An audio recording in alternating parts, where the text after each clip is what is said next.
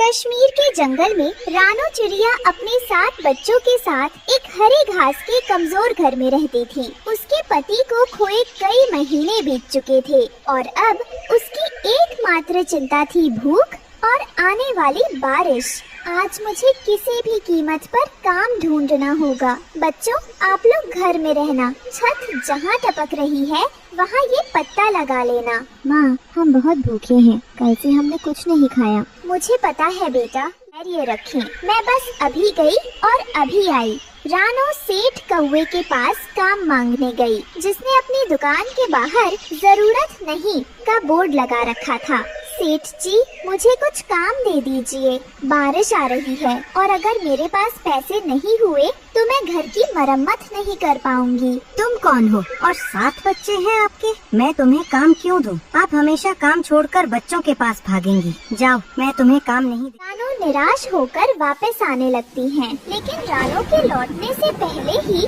आसमान का रंग काला हो गया। रानो तेजी से घर की तरफ भागी, लेकिन वो जानती थी कि वो बहुत देर हो चुकी है। हे ईश्वर, मुझे लगा था मेरे पास रात तक का समय है। अब मैं क्या करूँगी? ये कमजोर घास ये मेरे बच्चों को नहीं बचा पाएगी। बारिश की पहली बूंदें तेज हथौड़े की तरह छत पर पड़ी। 7 बच्चे डरकर एक कोने में सिमट गए। माँ, दीवारें हिल रही हैं। हमें यहाँ से निकलना होगा। हाँ, अब इस घर में रुकना खतरा है। हमें किसी से मदद मांगनी होगी। आप सब यहीं रहना, मैं अभी लौट कर आती हूँ। कोई भी दरवाजा नहीं खोलेगा। रानो बच्चों को दिलासा देकर भारी बारिश में मदद मांगने के लिए भाग निकलती है। सबसे पहले रानो अपनी पुरानी सहेली हरियाली तोती के पास पहुँची, जिसका घर मजबूत था। हरियाली, आप मेरी मदद कीजिए। मेरा घर गिर रहा है। मेरे बच्चों को थोड़ी देर के लिए अंदर ले लीजिए।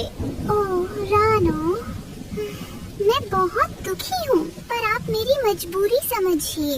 मेरे घर में तोता परिवार के 6 सदस्य हैं और जगह बहुत कम है। अगर आपके 7 बच्चे यहाँ आ गए तो हम सब दब जाएंगे। कृपया आप कहीं और आप मेरी दोस्त हैं। माफ करना रानो। रानो अब लाल तोते के घर पहुँची, जिसका लकड़ी से बना घर जंगल में सबसे मजबूत था। लाल तोता जी, आप बहुत दयालु हैं। बस मेरे बच्चों को अंदर आने दीजिए। मैं दरवाजे पर ही बैठी रहूंगी। अरे, आप यहाँ क्यों खड़ी है? देखिए, मेरे नए घर का रंग खराब हो जाएगा।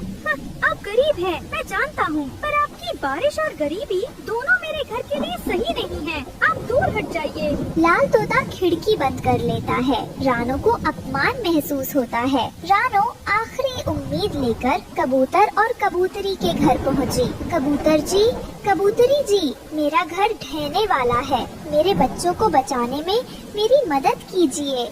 रानो, हम आपको अंदर नहीं ले सकते। आप अपने 7 बच्चों के साथ हैं। हमारा घर मजबूत है, पर अगर आप सब यहाँ आ गए तो कल सुबह जंगल में ये बात फैल जाएगी और सभी यहाँ मदद मांगने आ जाएंगे। फिर हम कितनों की मदद करेंगे? जिसकी नहीं करेंगे उसके बुरे बनेंगे। आप अपने घर की मरम्मत कीजिए, हमारा घर मत तोड़िए। रानो वापस अपने घर की तरफ भागी। हर दरवाजा, हर दोस्त, हर रिश्तेदार ने उसे ठुकरा दिया था। वो अकेली थी और अब उसकी लड़ाई बारिश से नहीं बल्कि दुनिया से थी। कोई नहीं आया। इस दुनिया में मेरे बच्चों के लिए कोई जगह नहीं। रानो घर पहुँची। माँ, आप आ गई? हाँ, अब हम सब एक दूसरे को कसकर पकड़ेंगे। ये हमारी आखिरी लड़ाई है। हम हार नहीं मानेंगे। अचानक गीली घास का वजन और बारिश का दबाव इतना बढ़ा कि घर की छत चरमरा गई।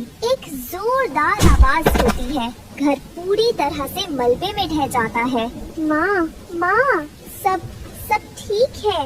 मैंने आपको बचा लिया। सुबह की पहली किरणें मलबे पर पड़ी। रानो के पंख जख्मी थे और उसके बच्चे भूख से बिलख रहे थे। कबूतर परिवार और हरी तोती दूर से मलबे को देख रहे थे, लेकिन कोई पास नहीं आया। माँ, हमारा घर टूट गया। अब हम कहाँ रहेंगे? मुझे नहीं पता बेटा, अब हमें क्या करना है मुझे सच में नहीं पता। रानो ने अपने बच्चों को एक एक करके उठाया। उसने टूटे हुए घर को आखिरी बार देखा। वो घर जो उसकी उम्मीदों का प्रतीक था, उसने हार मान ली। चलो बच्चों, अब हम इस जंगल में नहीं रहेंगे। हमें कोई ऐसी जगह ढूंढनी होगी जहाँ हमें रहने के लिए किसी की मदद की जरूरत न पड़े। रानो उड़ रही थी, उसका दिल भारी था, लेकिन उसने रुकना गवारा नहीं किया। तभी उसने एक पेड़ की शाखा पर एक दर्द भरी फुसफुसाहट सुनी। रानो रुकती है, वो देखती है कि एक सुंदर तितली बारिश से बचने की कोशिश में कोई मेरी मदद करो। अरे आप कौन है? आप यहाँ फंसी हुई है? हाँ, मैं कल रात की बारिश से बचने के लिए आई थी और इस मकड़ी के जाले में फंस गई। मुझे निकालने वाला कोई नहीं है, मेरी मदद कीजिए। रानो, जिसके दुख को किसी ने नहीं समझा था, अब खुद किसी और का दुख देखकर रुक गई। उसने अपनी बेबसी को भुलाकर उस फंसी हुई तितली को बचाना शुरू किया। डरिए मत, मैं आपको बाहर निकालूंगी। मैंने भी बहुत संघर्ष किया है। मैं जानती हूँ जब कोई मदद करने वाला ना हो तो कैसा लगता है। आपने मेरी जान बचाई। आप तो खुद इतनी थकी हुई हैं, आपके बच्चे भूखे हैं, फिर भी आपने मेरी मदद की। दूसरों की बेबसी देखकर अपनी बेबसी थोड़ी कम महसूस होती है।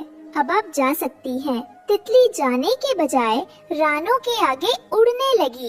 नहीं, मैं एहसान नहीं भूलती। आपने एक जीवन बचाया है, अब मैं आपके 7 सपनों को बचाऊंगी। मेरे पीछे आइए। तितली उन्हें जंगल के एक छिपे हुए हिस्से में ले जाती है। वहाँ एक खूबसूरत झरना बह रहा है, जिसके पास फलदार पेड़ हैं। ये कितनी सुंदर जगह है। ये जंगल का सबसे सुरक्षित कोना है। अब रुकिए। अपनी जादुई चमकता छिड़काव एक बड़े पेड़ की शाखा पर करती है। देखते ही देखते वहाँ जादुई घास का एक सुंदर और मजबूत नया घर बन जाता है। ये लीजिए, ये जादुई घास से बना घर है। ये कभी नहीं टूटेगा। और ये झरना और फलदार पेड़ अब आपके बच्चों के हैं। मैं आपका धन्यवाद कैसे करूं? ये तो एक चमत्कार है। जब सबने मुझे अकेला छोड़ दिया, जब आप बिना स्वार्थ के किसी की मदद करती है, तो प्रकृति आपकी मदद करती है। याद रखिए, सच्ची मदद कभी बेकार नहीं जाती। रानो ने अपने बच्चों को नए घर में बैठाया। तितली दरवाजे पर खड़ी थी। आप कहाँ जा रही हैं? आप हमारे साथ क्यों नहीं रुकती? मेरा काम पूरा हो गया। लेकिन जब भी आप मुसीबत में हो, बस इस घर की घास को छूना, मैं समझ जाऊंगी। आपने मुझे और मेरे 7 बच्चों को एक नया जीवन दिया है। मैं आपकी दयालुता को कभी नहीं भूलूंगी। तितली हवा में उड़ जा